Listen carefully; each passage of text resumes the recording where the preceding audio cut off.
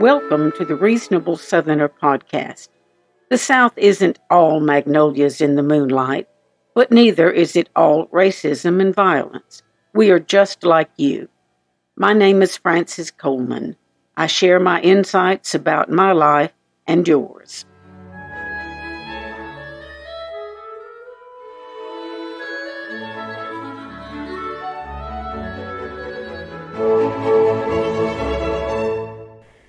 If lawmakers and school leaders want to have a 9-month school year in Alabama and other states, they can do that. If they'd rather have a 12-month school year, they can do that too. But they can't do both. They cannot pretend that the school year as it's now constructed, wherein classes let out at the very end of May and start back up in very early August, is still a traditional 9-month school year. It's not. Many years ago, when dinosaurs roamed the earth and I was in school in Louisiana and Texas, classes began on the Tuesday after Labor Day. In the first semester, we were off on Thanksgiving Day and the Friday after it, and then for a day or two before Christmas, plus the week between Christmas and New Year's. In the second semester, we were usually off on the Friday before Easter. Depending on the school system, sometimes we'd get the Thursday before Easter too. And that was it. We were done before Memorial Day and were out of school all of June, all of July, and all of August. By the time my own children were in K through 12 here in Alabama, the public school calendar was as riddled with holidays as Swiss cheese is with holes. Since then, it has expanded even more to include a week at Thanksgiving, a minimum of 2 full weeks for Christmas, a week for Mardi Gras, and a week for spring break, which may be expanded by a day or two when it abuts Easter. Not to mention days off for Labor Day, Veterans Day, and MLK Day, plus those ubiquitous bureaucratic fun fest known as teacher work days. When T-Rex and I were kids, teachers stayed after school several times a year for in-service sessions that didn't affect the school calendar. As for summer, having been boxed in by this calendar creep, it is now relegated to 2 months. From time to time, a few Alabama legislators have pushed for legislation that would mandate 3 full months of summer vacation. I'm with them.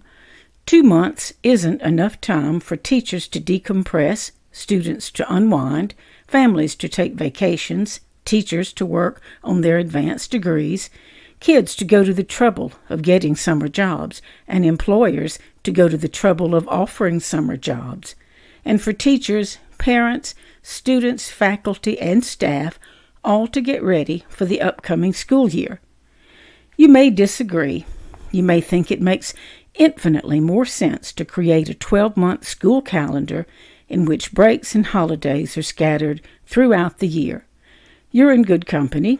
Some school experts say that keeping kids in school helps them remember what they learned and not fall victim to the summer slide, where students unlearn some of the stuff they worked so hard to get into their heads. An Ohio State University study disputed that and found that there really are no differences in learning between students who attend school year-round and those who are on a more traditional schedule. Naturally, a study by the National Summer Learning Association found that students spend several weeks at the beginning of every school year getting back up to speed. I think year-round schools are a bad idea. Most families plan their vacations over the summer, and year-round schools restrict summer family vacations. They also don't allow students to go away to camp, to do a summer internship, or to take on summer jobs to learn how to work.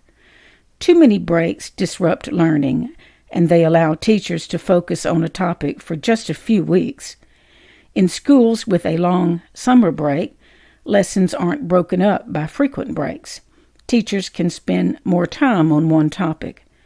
Teachers also don't have to plan around as many breaks. Christopher Newland, a researcher at Auburn University, believes that year-round schools don't help students learn. It would be about as useful, he said, as changing the color of the school buses. If you think children should be in a classroom setting all the time, well, then lobby your legislators to create an exception for a year-round calendar in your district.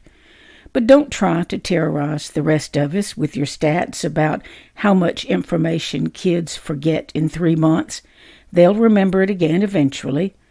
And don't disrupt working parents' schedules every time they turn around, with short breaks, long breaks, stray work days, and assorted holidays, so you can indulge your preference. Most of all, don't take away kids' only opportunity to have some genuine downtime, or as it should be more properly called, childhood. Time that isn't scheduled from sunup to sundown. Time in which they can take long trips with their parents to visit friends and relatives and see some of the American countryside. Time to swim, ride bikes, or play games that aren't organized by adults. Time to stay up late and sleep late, to read books that teachers haven't ordered them to read, to lie in the grass and stare at clouds, or just to vegetate in front of the TV. Time to just be a child. The day will come soon enough when they'll join the working world. They'll have grown-up jobs and grown-up schedules.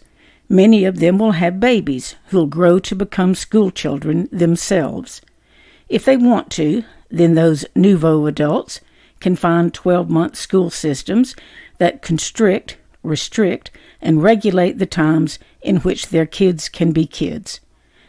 For those of you who want summer to disappear in a 12-month cycle of classrooms and regimented activity, I'll recall those immortal words attributed to Samuel Goldwyn: include me out.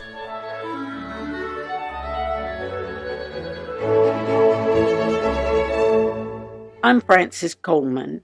I've worked for newspapers for more than 45 years, from Texas to my native Louisiana, and finally to my home near Mobile, Alabama.